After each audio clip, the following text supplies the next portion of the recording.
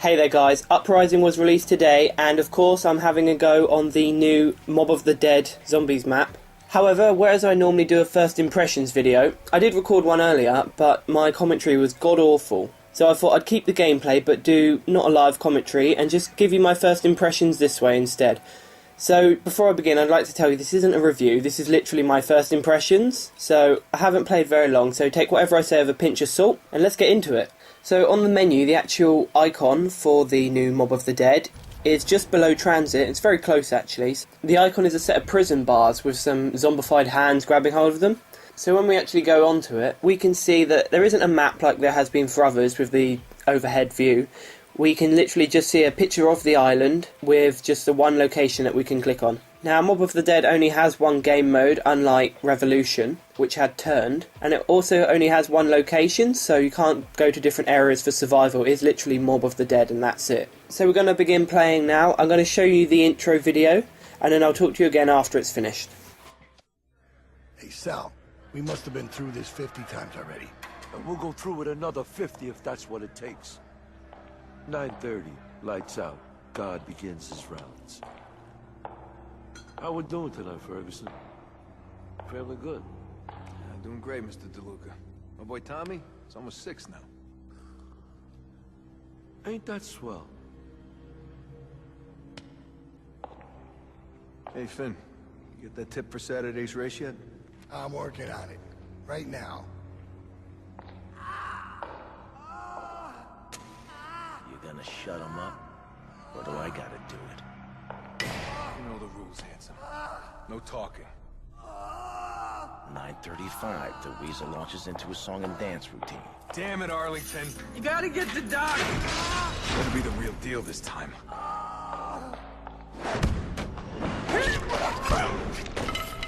Once the Weasel gets the keys, we move on to stage 2. Let's get moving. Here you go, fellas. Courtesy of the Warden's private collection. Boys in the laundry stashed the parts. Of course they fucking did. What the fuck? I killed him. You've been in the joint too long, Al. You've forgotten how to get shit done.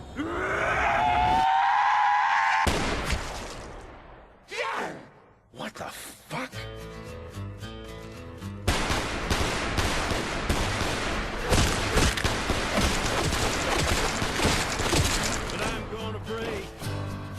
This ain't right. Something weird's going on here. You don't say, Weasel. Where are those screams coming from?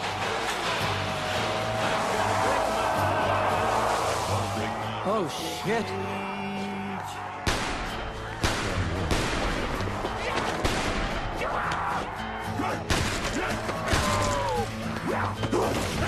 Two coals start a fire and burning diesel, burning dinosaur bones.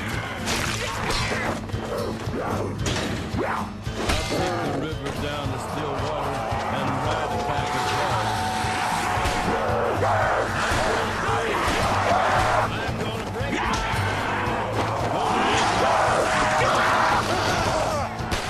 I'm gonna break my rusty cage.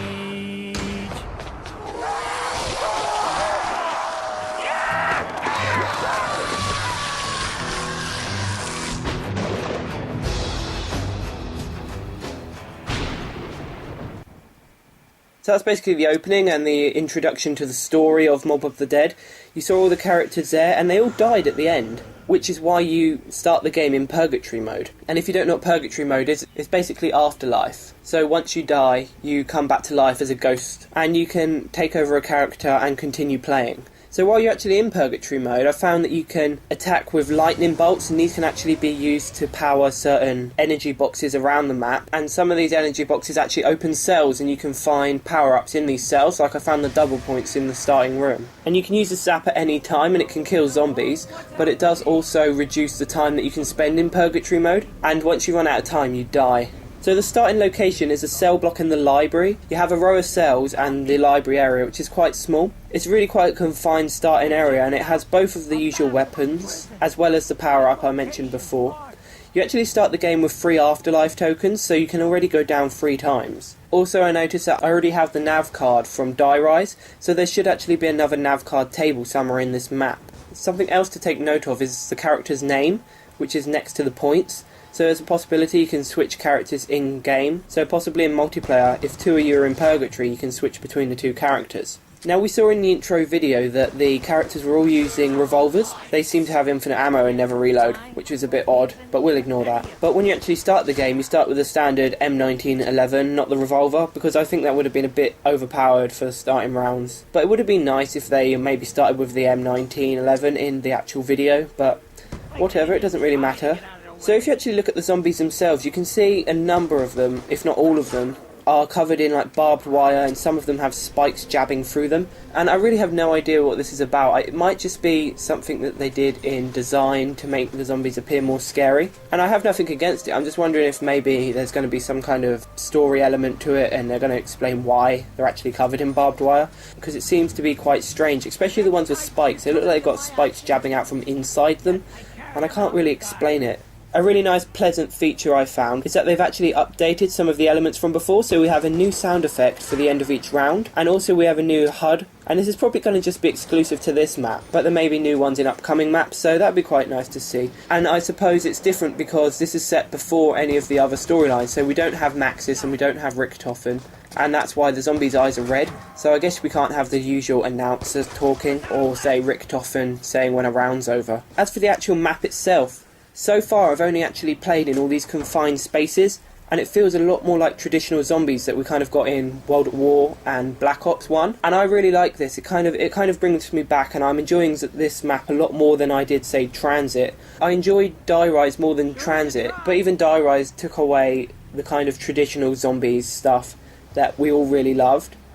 So this is more of a homage to how it used to be, and I think I'm going to really enjoy this map. So the next thing I'm going to talk about is I actually found a trap part in my first playthrough, and I'm not sure what it is, whether it is a trap part or it's like some kind of something else, but it was part of a acid cat or something, I don't know what it was called, and this actually comes up on the HUD when you pick it up, so it's actually tracking what we find and where we find it. So presumably we can pick up more than one piece, which we couldn't do in Die Rise or Transit.